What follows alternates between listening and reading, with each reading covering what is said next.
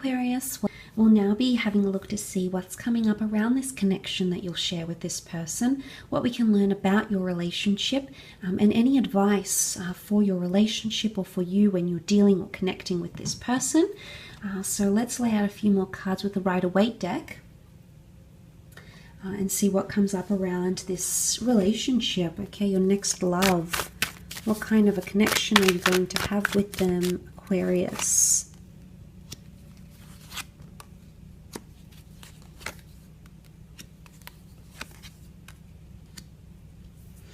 Okay, Aquarius, you're coming up as the Ace of Swords, but the Ace of Swords reversed.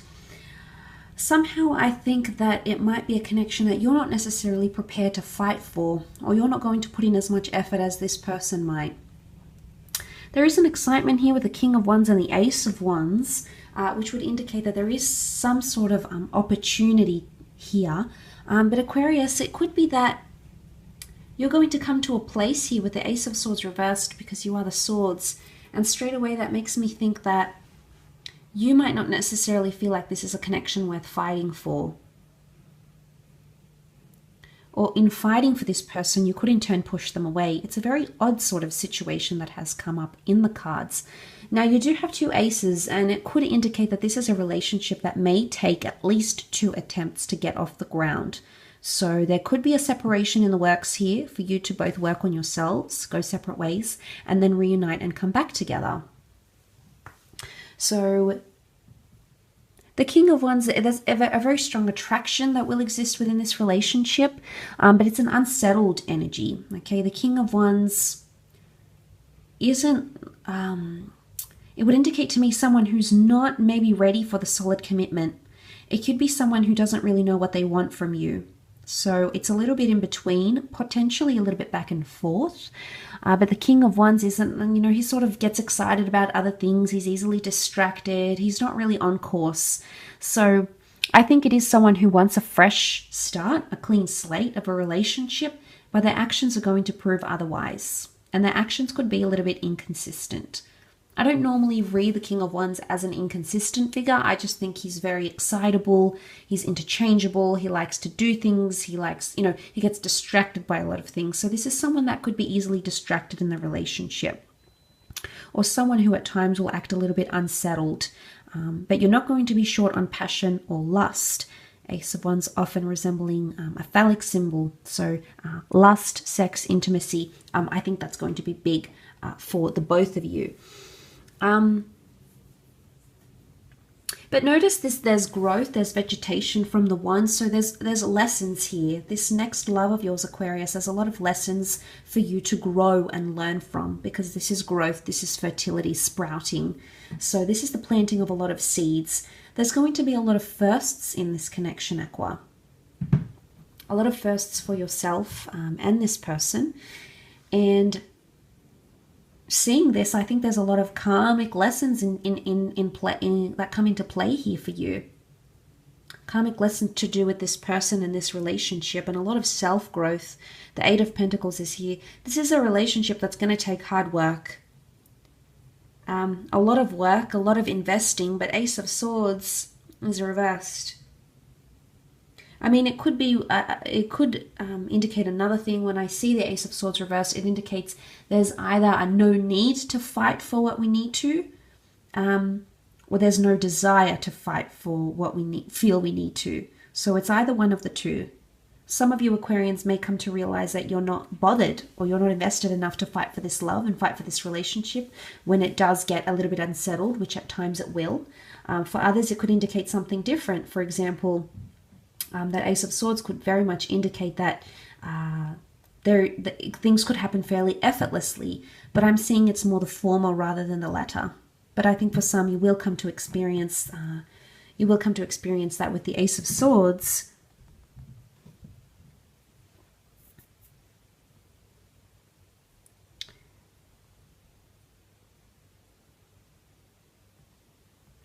With the Ace of Swords, I think reversed,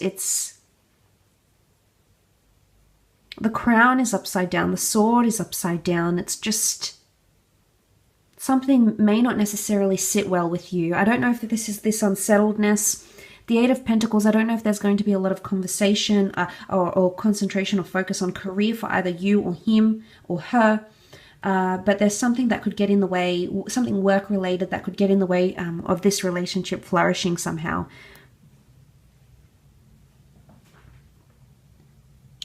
So that's what I'm seeing. I think there is an impact here in that regard.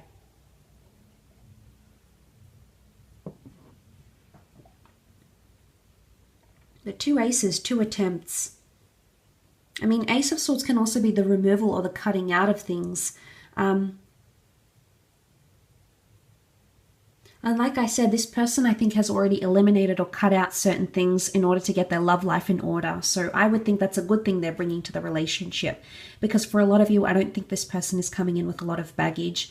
And I think this is going to appeal to you. I do. I think it's going to make things easier, but it also could make things more surface level or make things more lighthearted rather than intense or very deep. So that could also be the case, Aquarius.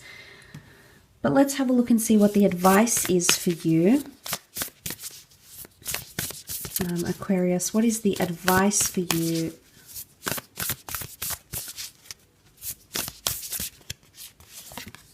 In this relationship. Okay, meditate and contemplate.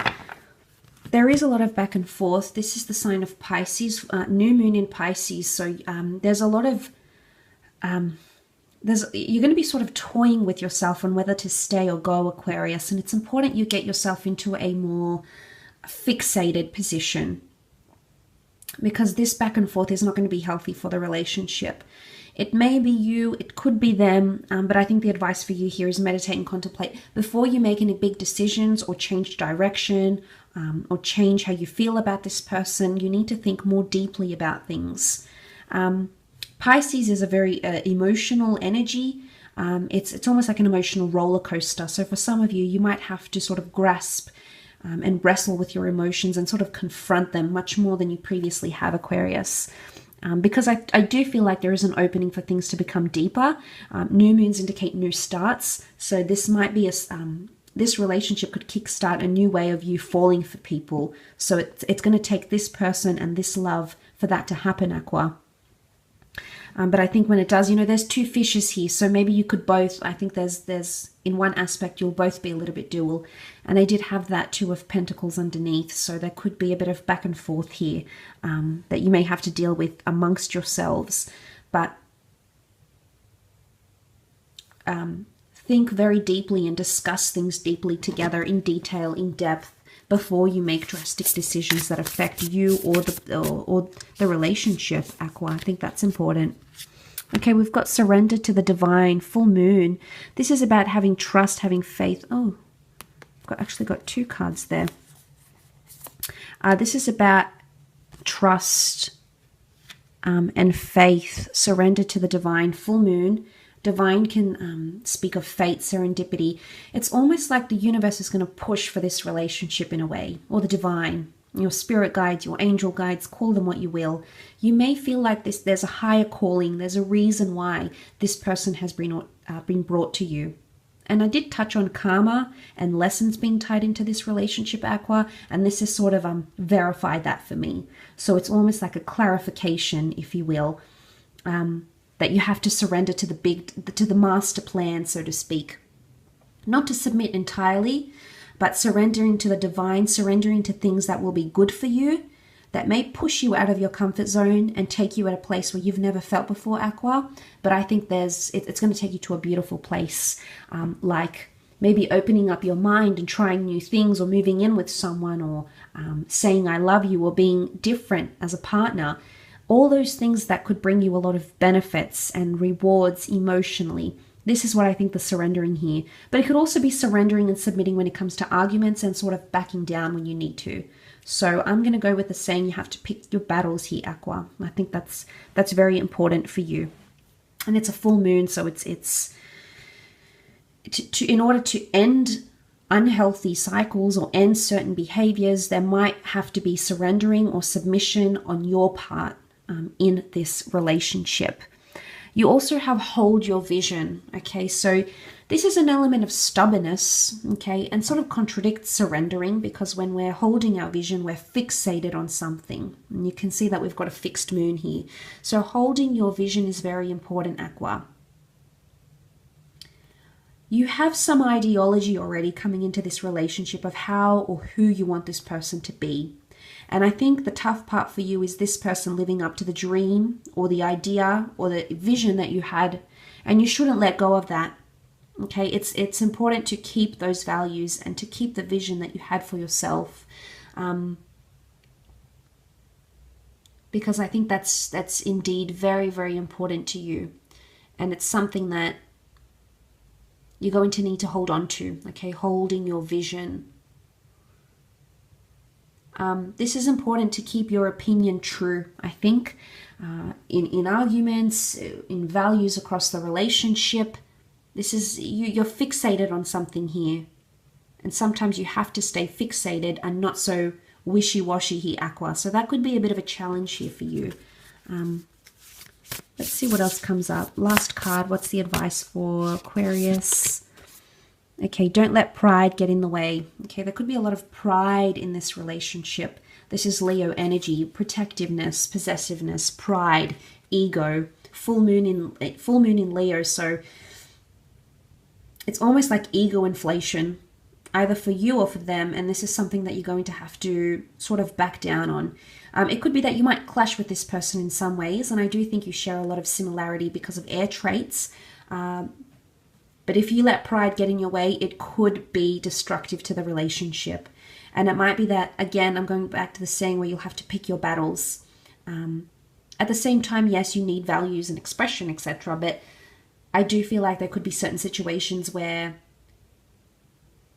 a prideful comment or a prideful gesture or their lack of can cause a bit of ruffles in the relationship. So pride is the big thing you're going to have to deal with, either this person's pride or your own pride. So there's a lot of self-reflection. I think it's almost like you're going to be like a mirror is going to be placed to you, and you're going to see a lot of your own qualities in someone else, and it's going to really make you think about the way you conduct yourself, Aqua. So very interesting reading indeed, but I will leave it at that. So thank you for watching, Aqua.